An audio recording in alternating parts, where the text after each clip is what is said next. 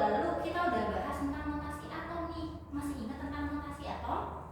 Ingat sedikit Kak. Oke, jadi di dalam notasi atom itu ada yang namanya simbol, ada nomor massa sama nomor atom, betul. Nah, nanti dari materi notasi atom itu ada kaitannya dengan materi yang akan kita pelajari pada hari ini, yaitu kita akan belajar tentang menentukan elektron pada suatu atom, dan juga kita akan mempelajari mengenai konfigurasi elektron. Oke. Jadi di sini notasi atom tadi ada simbol dan juga ada nomor massa sama nomor atom. Oke. Di sini ada simbol unsur dari Mg. Tahu Mg itu unsur apa namanya?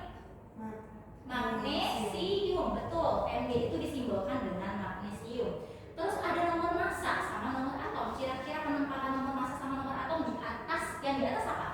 Nomor massa. Nomor massa, betul. Jadi yang di atas itu penempatan untuk nomor massa. Yang untuk di bawah berarti Nomor atom. Nah, untuk nomor massa itu dia unsurnya punya nomor massa senilai 24, dan untuk nomor atomnya itu 12. Nah, jadi notasinya seperti ini. Notasi ini namanya notasi atom, kan udah dibahas ya minggu lalu ya. Nah, Mg itu merupakan Simbol. Mg itu simbolnya nih. Jadi ini merupakan simbol. Untuk yang 24 itu merupakan Nomor massa. nomor massa. Sedangkan 12 ini merupakan nomor atom, betul. Nah, fungsinya apa sih untuk kita mempelajari notasi atom tadi? Salah satunya kita akan menentukan elektron nih, yang akan kita pelajari hari ini. Jadi ketika kalian sudah memahami notasi atom, kalian bisa menentukan apa itu proton, neutron, sama elektron. Apa sih fungsinya? Apa sih proton, neutron, elektron?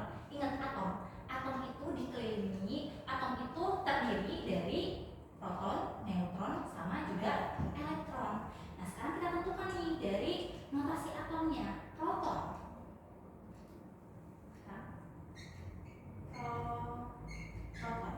Proton itu apa? Proton itu dilihat dari apa? Dari nomor massa atau nomor atom? Nomor atom. Betul. Jadi proton itu dilihat dari yang namanya nomor atom. Nah, proton itu dilihat dari nomor atom. Jadi kalau ditanya, berapa jumlah proton dari atom magnesium? 12, betul. Jadi jumlah protonnya dari atom magnesium itu senilai 12. Tadi habis proton ada apa? Ada neutron. Ada neutron. Yang selanjutnya itu ada neutron. Kalau neutron cara menentukannya seperti apa? Nomor massa dikurangi dengan nomor atom. Jadi neutron itu cara mencarinya. Nah, cara menentukan jumlahnya itu nomor massa dikurangi dengan nomor atom. Oke. Nah, sekarang nomor massanya di sini berapa ya? 24. Nomor massanya di sini 24. Nomor atomnya berapa? 12. 24 dikurang 12. Berapa 24 dikurang 12? Oke, jawab. Berarti neutron dari jumlah neutron dari atom magnesium itu senilai 12. Yang terakhir nih, yang terakhir itu merupakan elektronnya. Yang terakhir yang kita tentukan itu jumlah elektronnya. Nah, untuk elektron berarti dilihat dari nomor atom juga. Jadi untuk elektron itu nilainya sama dengan proton, karena dilihat itu dari nomor atomnya. Nah, sebenarnya di sini ada pengecualian. Elektron dilihat dengan nomor atom itu ketika notasi atomnya itu sifatnya netral. Kalau dia netral, gimana yang netral? Netral itu ketika pada notasi atom di sini tidak ada tanda positif ataupun negatif. Tidak ada tanda, tidak ada muatan. Kalau tidak ada muatan positif ataupun negatif, berarti dia adanya netral. Nah, kalau netral yang dilihat pada elektronnya itu dilihat dari nomor atom. Berarti kalau misalnya notasi atom netral, jumlah elektron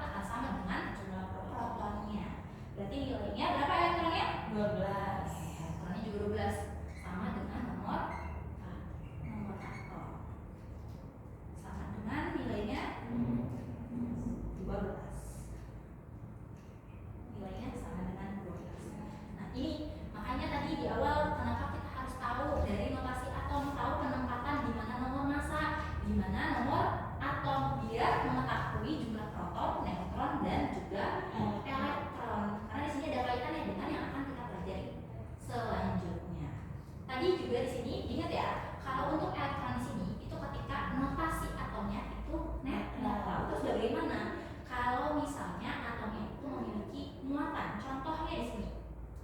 Magnesium itu bisa membentuk yang namanya ion. Jadi kalau misalnya suatu atom dia punya muatan positif atau negatif, itu dikatakan namanya ion. Jadi ion magnesium. Contohnya seperti ini. Oke.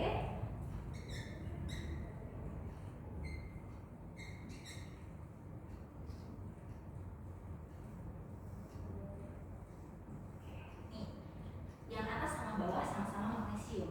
Cuma kalau yang atas itu namanya atom, yang bawah itu namanya ion. Ada tanda positif atau negatif. Nah, di sini sama ya, untuk posisi nomor massa sama nomor atom masih sama, simbol pun masih sama. Yang beda itu muatannya. Di sini ada tanda 2 plus. Nah, jadi sebenarnya ion itu terbagi menjadi 2. Ion itu terbagi menjadi 2. Ada apa saja? Ada yang namanya kation dan juga ada yang namanya anion. Kalau kation itu tandanya positif.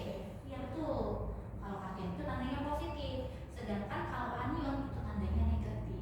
Nah, maksudnya seperti apa? Jadi di sini kalau si kation dia memiliki tanda positif, artinya ion tersebut itu akan yang namanya melepaskan elektron.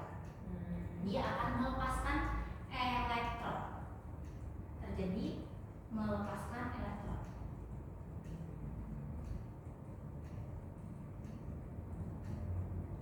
Sedangkan untuk yang anion tandanya negatif, itu berarti tandanya terjadi penerimaan atau dia menangkap suatu elektron. Menangkap Nah, di sini perbedaannya itu hanya pada penentuan jumlah dari elektronnya. Kalau ditanya berapa jumlah proton, neutron sama elektron dari suatu ion magnesium, jumlah proton sama neutronnya sama. Protonnya itu 12, neutronnya juga 12. Caranya sama, nomor massa dikurangi nomor atom. Yang berbeda itu hanya pada penentuan jumlah elektronnya. Nah, bagaimana? Jadi elektron itu sama dengan nomor atom dikurangi dengan muatannya, dikurangi dengan muatan. Oke, nomor atom dikurangi dengan muatan.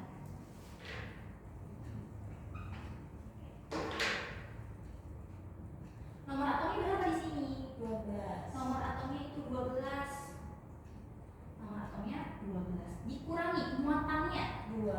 ada positif? Iya. Ingat ya, ada tanda positif sama negatif, berarti plus 2. Positif 2 plus sama plus 2 sama enggak? Sama. 2 plus sama plus 2 itu sama. Berarti kalau muatan yang misalnya negatif berarti dikurangi negatif Iya, 2. betul, seperti itu. Ingat, karena dia muatan. Kalau muatan tuh ada tanda positif sama negatifnya. Jadi 12 dikurangi plus 2. Kalau dalam matematika positif ketemu negatif itu terjadi peleburan, itu negatif ya. Jadi 12 dikurangi 2. Jadi berapa jumlah elektronnya di sini? 10. Gitu. Jadi kalau misalnya dalam penulisannya menghitungnya seperti ini untuk elektron.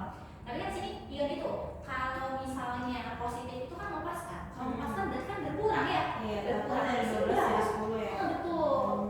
Tapi kalau misalnya cara penghitungannya seperti ini perhitungannya. Tapi kalau secara konsep kan di sini ion melepaskan. Kalau melepaskan berkurang. Nah, di sini nomor atomnya 12. Dilepaskan berapa? 2. Berarti 12 kurang 2. Oh, iya.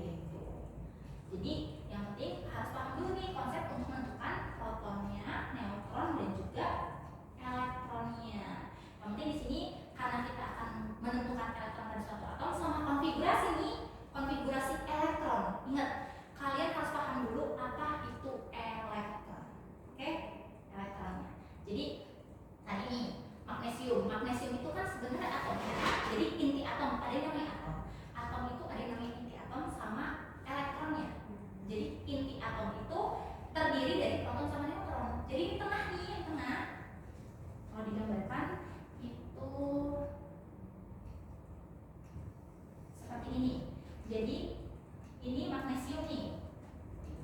Magnesium.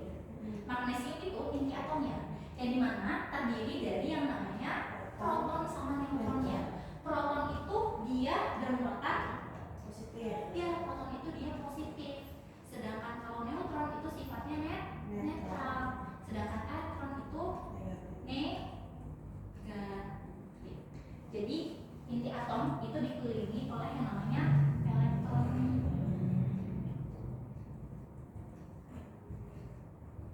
Seperti ini.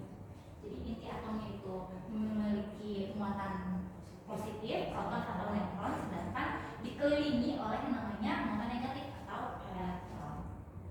Gimana? Udah tahu belum? Elektron pada suatu atom. Sudah bisa menentukan elektron pada suatu atom? Bisa.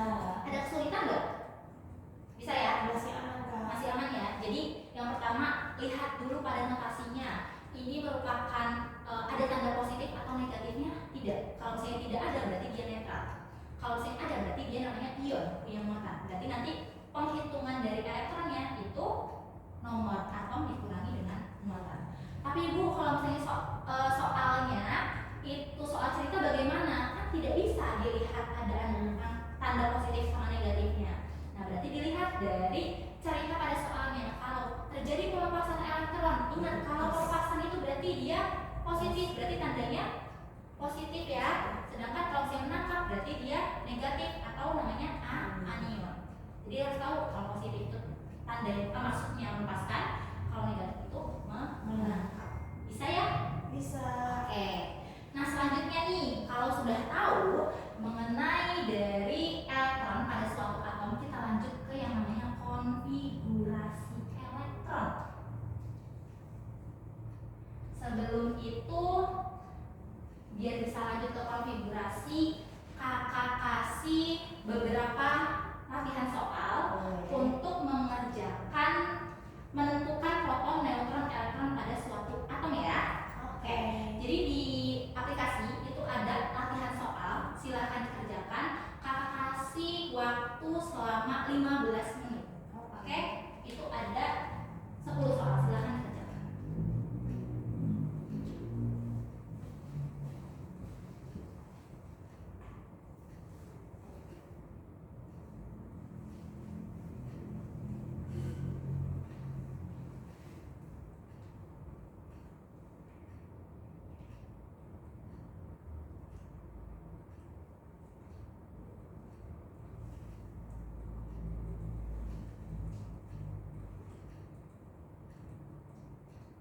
Kalau dari gambar itu kan tinggal dilihat aja posisinya ya. Kalau misalnya untuk cerita biasanya untuk latihan-latihan soal itu untuk gambar tinggal dilihat posisinya saja.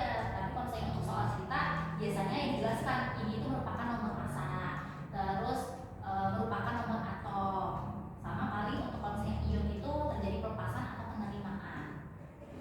Itu nanti di soal tuh pasti dikasih tahu Kak nomor massa sama nomor atomnya. Oke, kalau misalnya paling di sini ada variasi soalnya itu untuk yang namanya di sini untuk neutron biasanya tidak diketahui untuk itu merupakan jumlah neutronnya. Ada bisa juga dibalik untuk mengetahui dari misalnya nomor atomnya tidak diketahui, tapi diketahui neutronnya diketahui sama nomor massanya. Yang penting tadi paham cara perhitungannya. Sebenarnya kan rumusnya tinggal dibolak-balik saja ya. Contohnya misalnya di sini itu ada contohnya ya, misalnya di sini nomor atomnya itu tidak diketahui, yang diketahui itu nomor massa, tadi nomor massanya itu 24 dan juga neutronnya. Neutronnya itu sama dengan 12. Yang ditanya berapa jumlah dari berapa nilai dari nomor atom. Pahami konsepnya. Ingat, pada perhitungan untuk menentukan neutron itu nomor massa dikurangi nomor atom. Nah sekarang yang ditanyakan itu nomor atomnya. Nah berarti bagaimana cara perhitungannya? Kalau pindah luas, Ya, atom sama dengan berarti nomor atom sama dengan sama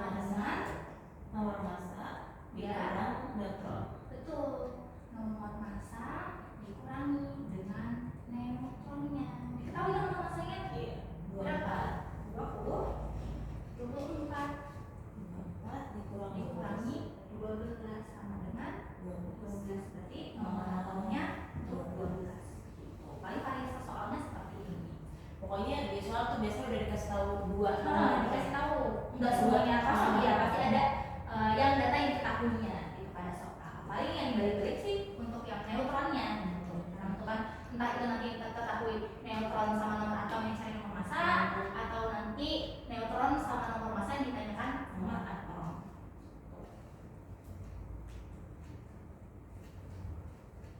Sambil kerjakan saja ya. Kalau misalnya nanti ada yang mau ditanyakan, ada kesulitan, boleh sambil dibahas.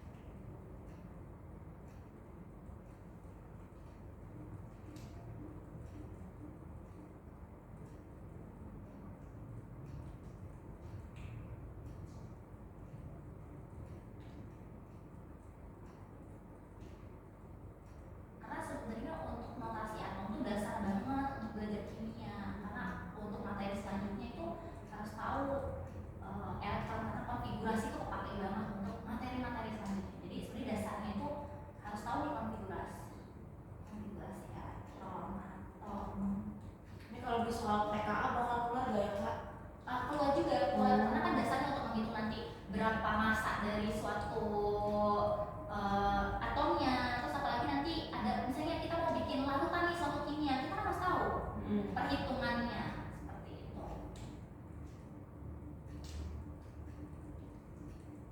Jadi kalau misalnya biasanya kalau untuk di tingkat SMA itu nanti ada namanya untuk menghitung perhitungan dari suatu unsur nih. Contohnya misalnya kan kita ada yang namanya tabel SPU ya, ada tabel sistem periodik unsur. Nah itu pasti yang belajar kimia pasti tahu apa itu tabel SPU. Nah itu isinya unsur-unsur nih, banyak unsur-unsur di dalam tabel SPU. Nah itu mulai dari ada golongan utama, terus ada golongan transisi, ada aktinida, lantinida. Nah, biasanya sih kalau misalnya untuk di jenjang SMA yang dibahas itu lebih sering untuk yang unsur-unsur pada golongan utama atau disebut golongan A. Ada golongan A, golongan B. Golongan A itu utama, golongan utama, sama golongan B itu transisi gitu. Itu kita harus hafal semua Kak yang ada di SPU. Biasanya kan ada yang suruh hafalan ya di sekolah ya. Biasanya golongan utama saja sih, tapi ada trik-triknya untuk menghafal. Kayak dibikin singkatan-singkatan seperti itu. Ada golongan satu, tapi biasanya nggak semuanya harus dihafal. Yang biasanya umumnya ada di sekitar kita saja. Apalagi kelas 1 kan kalian masih kelas 1 nih, baru ketemu yang namanya kimia ya. Gimana kimia menurut kalian? Abstrak banget ya Kak? Banget ya. Karena kan kalian sebenarnya belajarnya IPA ya. Iya. IPA gitu, kimia. Kakak juga di sekolah ya banyak yang ngira kimia itu berbahaya. Padahal enggak selamanya kimia itu berbahaya. Intinya kita bernafas pakai oksigen. Oksigen merupakan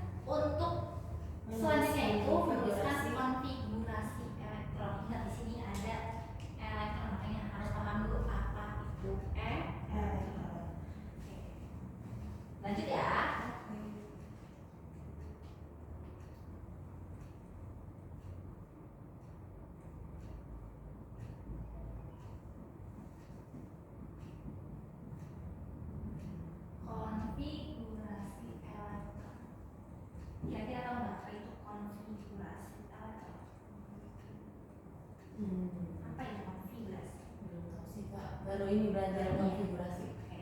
Jadi konfigurasi itu persebaran. Jadi elektron tadi kan di sini gambar kan. Elektron itu kan tersebar pada suatu atom.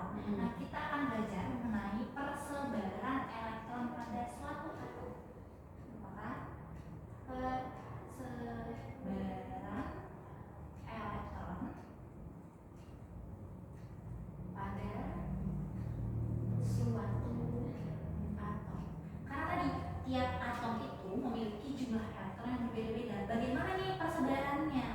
Nah, kita akan pelajari di konfigurasi elektron, ya.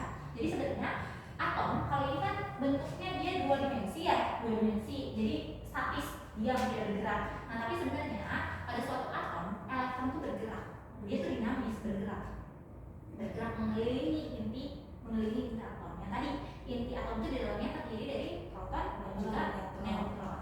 Nah, tadi di sini persebaran elektron pada suatu atom. Nah, di persebaran itu sebenarnya konfigurasi elektron ada menurut Niels Bohr sama Alf Bohr. Tapi yang pertama untuk kita pelajari itu yang pertama itu menurut Niels Bohr dulu nih. Jadi kita akan mempelajari persebaran elektron menurut Niels Bohr.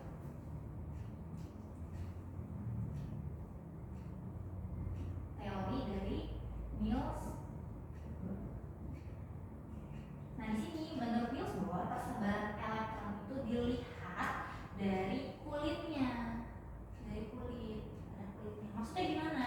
Jadi contohnya kayak seperti bawang merah, dia punya lapisan. Nah, seperti itu. Jadi atom itu dia punya lapisan-lapisannya, di mana lapisannya itu terdiri dari elektronnya. Tempat elektron berada atau namanya orbital. Orbital. Jadi dikatakan orbital. Tapi kalau misalnya buat itu bahasanya dinamakan kulit. Nah, contohnya di sini.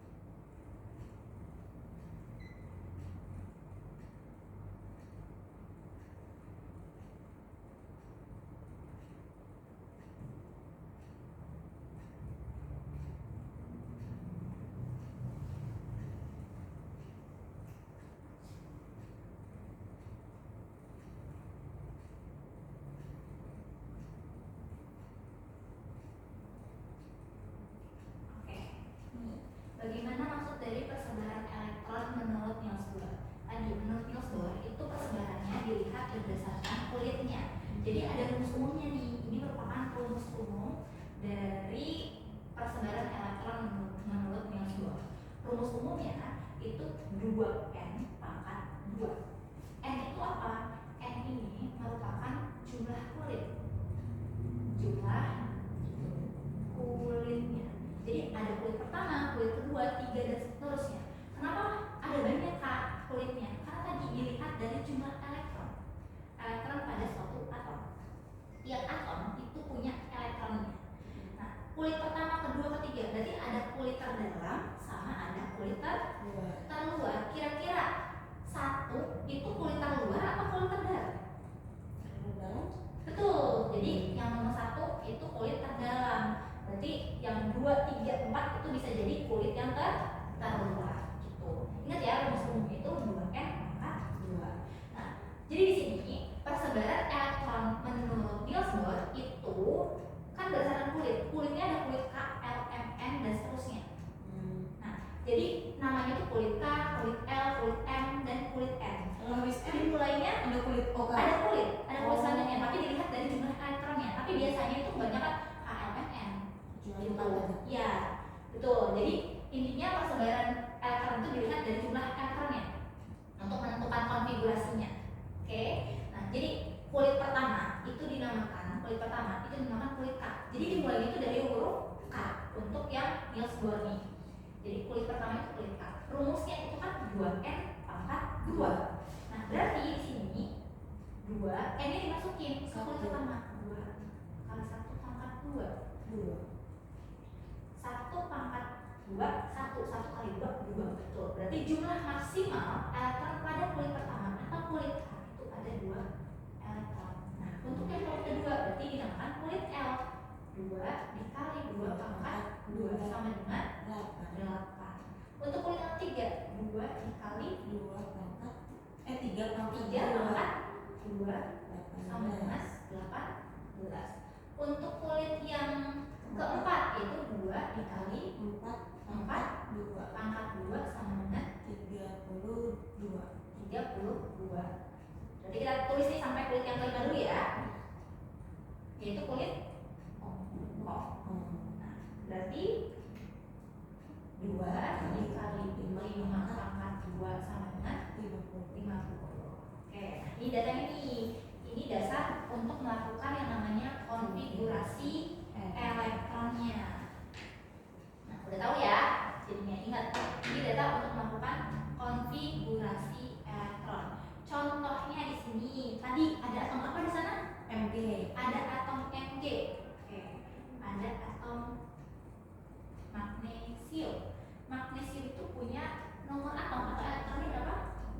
12. Oke, 12. Nah, jadi yang diperhatikan itu angka 12 di sini karena ini merupakan jumlah dari elektronnya. Ini nomor massa enggak perlu ya? Nggak perlu karena konfigurasi elektron kita mau tahu persebaran dari elektronnya. Berarti yang diperhatikan itu nomor atomnya saja 12. Kita lakukan persebaran atau kita lakukan konfigurasi elektron mulai dari kulit yang paling pertama, yaitu kulit apa namanya? K. Kulit K, betul. Oke. Berarti kita mulai dari kulit K. Kulit K itu isi elektronnya berapa maksimal? 2. Elektron maksimal dari magnesium ada berapa? 12. Berarti kita tuliskan di sini untuk kulit pertama yaitu 2. Dari 2 ke 12 kurang berapa elektron? 10. Kasar 10. Berarti karena masih butuh 10 elektron, itu kita masih bisa melanjutkan konfigurasi ke kulit selanjutnya. Atau kulit kedua, namanya kulit L. Kulit L maksimal elektron berapa? 8. Kita bisa tuliskan 8 elektron di sini. Karena masih mencukupi kan? Oke, kita tuliskanlah 8 elektron. Udah berapa persebaran? 10. 2 tambah 8 10. Masih kurang nggak? Masih kurang 2 ya. Nah, berarti masih kita lanjutkan nih penulisan konfigurasinya, yaitu kulit yang ketiga atau kulit M-nya di sini. Nah, kulit ketiga itu maksimal elektronnya 18. Kita tidak bisa menuliskan 18 elektron. Iya betul, karena diminta hanya 12. Kalau kita tuliskan 18, kelebihan ya. Kelebihan elektronnya. Jadi kita tuliskan 2. Karena 2 itu masih ada pada rentang 1 sampai 18. Jadi kita tuliskan sisanya di sini, yaitu 2 di sini. Berarti persebarannya seperti ini. Ada berapa kulit ditanya? Kalau tanya ada berapa jumlah kulit pada konfigurasi elektron magnesium? Ada 3, yaitu kulit K, L, M. Ada berapa elektronnya? Pada kulit pertama yaitu kulit K isinya 2 elektron. Pada kulit kedua atau kulit L itu terdapat 8 elektron. Sedangkan pada kulit yang ketiga atau kulit terakhir nih, berarti kan kulit ketiga itu merupakan kulit terakhir, isinya ada 2 elektron. Nah, untuk di kulit terakhir, berarti tadi kulit terakhirnya mana? Yang M. Yang M ini merupakan kulit terakhir atau bisa dikatakan namanya EV. EV itu sama saja seperti elektron valensi. Valensi atau kulit terluar atau kulit terakhir sama saja. Oke, jadi biasanya kalau pada konfigurasi elektron itu nanti diminta nih untuk menentukan elektron valensinya. Harus tahu berapa elektron valensinya gitu. Ini namanya konfigurasi elektron. Ada pertanyaan nggak? Bisa dipahami ya? Terus maksudnya gimana persebarannya? Tadi berarti kan inti atomnya itu magnesium ya, magnesium. Di sini ada Mg.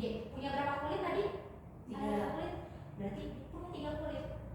Kulit pertama, kulit kedua, kulit ketiga. Persebarannya bagaimana? Tadi kulit pertama yang dekat sama inti atom isinya berapa elektron? 2. 1, 2. Jadi elektronnya digambarkan dengan titik ya, di sini dot. Untuk kulit kedua isinya 8 elektron. 1, 2, 3, 4, 5, 6, 7, 8. Kulit ketiga 2. Isinya 2 elektron. Itu bebas kan ada titik-titiknya? Iya bebas. Karena sebenarnya kalau misalnya secara 3D itu dia bergerak, bergerak bebas. Gitu. Yang penting pada kulit pertama itu isinya 2 elektron, kulit yang kedua 8, kulit yang ketiga 2. Seperti itu. Nah, untuk penentuan elektron valensi itu punya syarat. Ada syaratnya nih, ada syarat pada penulisan elektron valensi.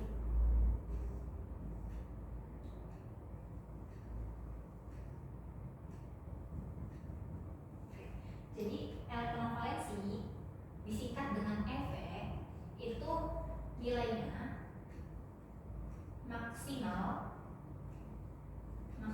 harus 8. Boleh kurang dari 8 tapi tidak boleh lebih dari 8. Kalau di sini kan elektron valensinya diketahui ya, yaitu setelah dilakukan konfigurasi itu elektron valensinya 2. Nah, sesuai gak sama syaratnya?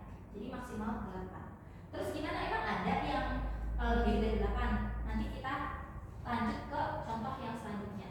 Sebelumnya untuk bagian sini sudah ditulis? Sudah ya? Dihapus ya? Boleh. Oke.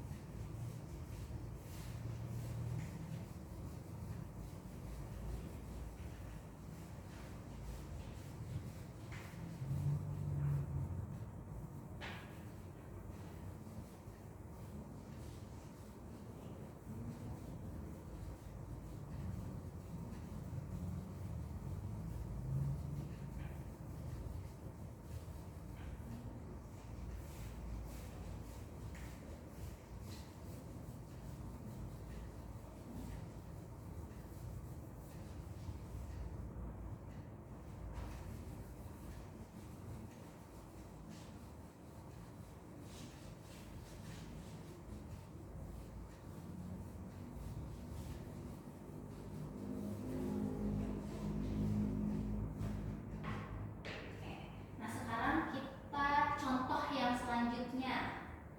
Contoh yang selanjutnya misalnya di sini ada notasi sebagai berikut.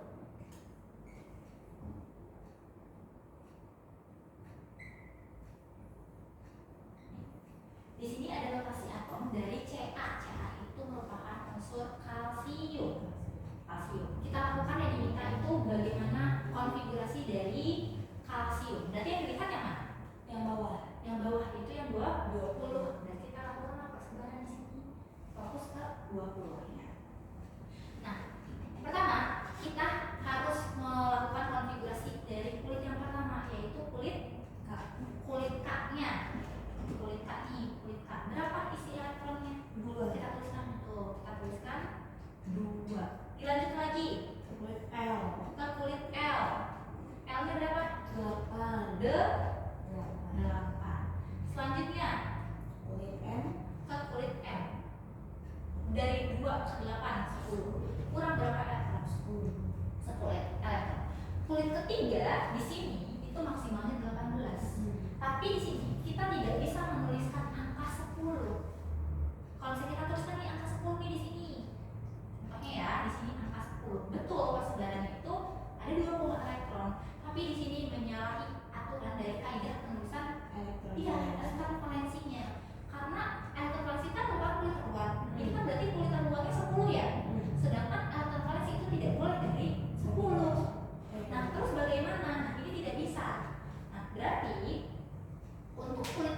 atau kulit ke kulit M, itu kita tuliskan jumlah maksimal dari elektron valensnya, yaitu 8. Jadi kita tuliskan di sini 8. 2 tambah 8, 10 tambah 8, 18. Udah ada kurang 2 lagi. Berarti kita lanjutkan, yaitu ke kulit yang ke-4, yaitu kulit N-nya. Kulit N-nya. Kulit N-nya dari sini berapa? 2. Berarti kita tuliskan di sini 2. Seperti itu. Jadi itu kenapa yang namanya elektron valensi itu tidak boleh dari 8. Jadi gimana kalau misalnya sisanya masih ada kok dari aturan jumlah maksimalnya, nah tidak bisa dituliskan secara keseluruhannya. Tapi dilihat dulu, kalau misalnya dia pada posisi kulit terakhir itu tidak bisa dituliskan sisanya. Tidak bisa dituliskan kecuali dia masih ada lagi bukan kulit akhir. Iya betul, baru bisa dituliskan senilai jumlah maksimal elektronnya. Seperti itu. Nah, dari persebaran elektron ini nih, berarti elektron valensinya yang mana? 2. Iya, yang 2. Berarti ada berapa kulit? 4. Ada 4 kulit. Seperti itu. Ini namanya konfigurasi atau persebaran elektron menurut dari Niels Bohr. Kulitnya itu kulit K, L, M. Seperti itu. Gimana? Ada kesulitan di sini? Paham ya? Paham? Oke. Kalau gitu, fungsinya apa sih kira-kira untuk menentukan nih dari suatu konfigurasi ini? Kenapa harus ada yang namanya elektron valensi? Jadi di sini, kenapa sih kita tuh perlu tahu konfigurasi elektron dan juga elektron valensi pada suatu atom? Untuk mengetahui sifat dari suatu unsur ini. Jadi sifatnya itu bisa kita ketahui dari yang namanya elektron valensi. Kalau elektron valensinya, kalau nilai elektron valensinya itu kurang dari 8, itu sifatnya tidak stabil. Tidak stabil atau namanya reaktif atau mudah bereaksi ya. Reaktif nih di sini. Sedangkan kalau elektron valensinya, ingat ya elektron valensi itu tidak ada yang lebih dari 8, berarti sama dengan 8, berarti sifatnya stabil atau tidak mudah reaktif. Tidak reaktif. Seperti ini. Nah, tapi contohnya berarti di sini untuk yang kalsium sama magnesium apa sifatnya? Kira-kira di sini. Berarti dia sifatnya tidak stabil. Tidak stabil. Kenapa tidak stabil? Karena elektron valensinya kurang dari 8. Kurang dari 8. Contoh lainnya nih, untuk yang atom dari oksigen ya. Oksigen itu punya elektron senilai 8. Coba kalau misalnya dilakukan konfigurasi, kira-kira punya berapa kulit nih? 8 berarti punya 2 kulit. Punya 2 kulit, betul. Coba kulit apa saja? Kulit K dan L. Kulit K ini isinya berapa elektron? 2. Kulit L nya? Berarti 6. Oke betul ya. Berarti ada 2 kulit K dan juga L. Kulit K nya isinya 2, kulit L nya itu 6 pas 8 elektron. Berarti sama-sama reaktif ya? Oke. Terus juga ada atom dari argon nih. Argon punya nomor atom atau elektronnya 18. Kalau ini ada berapa kulitnya? Ada 2, 8, 10, 3. Ada 3 kulit ya? Berarti kulit K, L, M. Betul. Kulit K, L dan juga M. Kulit K ini berapa isi? 2, 8. Nih. Untuk yang oksigen elektron valensinya 6, argon 8. Yang stabil yang mana? Yang argon. Karena elektron valensinya. Oke gitu. Jadi selain nih dari konfigurasi itu bisa menentukan yang namanya sifat dari suatu atomnya stabil atau tidak stabil. Selain itu kita bisa menentukan yang namanya periode sama golongan. Suka kalau di sekolah disuruh bawa nggak sama gurunya tabel SPG? Dipajang di kelas. Dipajangkan di kelas ya? Ngeliat ya? Oke, berarti kan ada yang namanya golongan sama periode. Tahu periode yang mana golongan yang mana? Periode golongan. Ya, nanti kalau periode itu dilihatnya secara vertikal atau horizontal? Segini. Oke, dari kiri ke kanan ya? Yaitu secara horizontal. Sedangkan kalau golongan itu dari atas ke bawah secara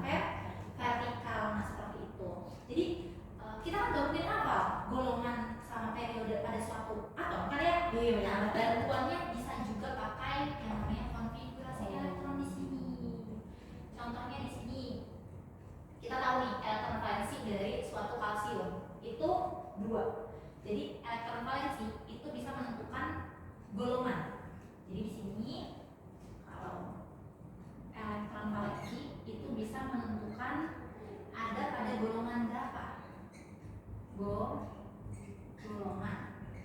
Sedangkan kalau misalnya jumlah kulit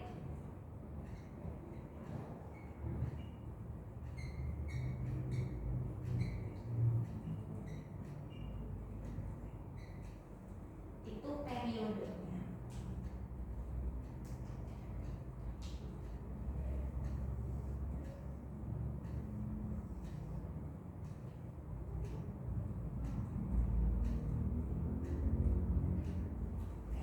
Di sini tadi kalau dari hasil konfigurasi kita bisa menentukan elektron valensi dan juga jumlah kulitnya ya. Nah, kalau elektron valensi itu bisa menentukan golongan, kalau misalnya jumlah kulit itu periode. Nah, bisa kita lihat nih pada hasil konfigurasi kalsium. Kalau dari hasil konfigurasi kalsium berarti ada di golongan berapa nih kalsium? Berarti golongan 2. Ada betul, ada di golongan 2. Periodenya Ada di periode ke 4.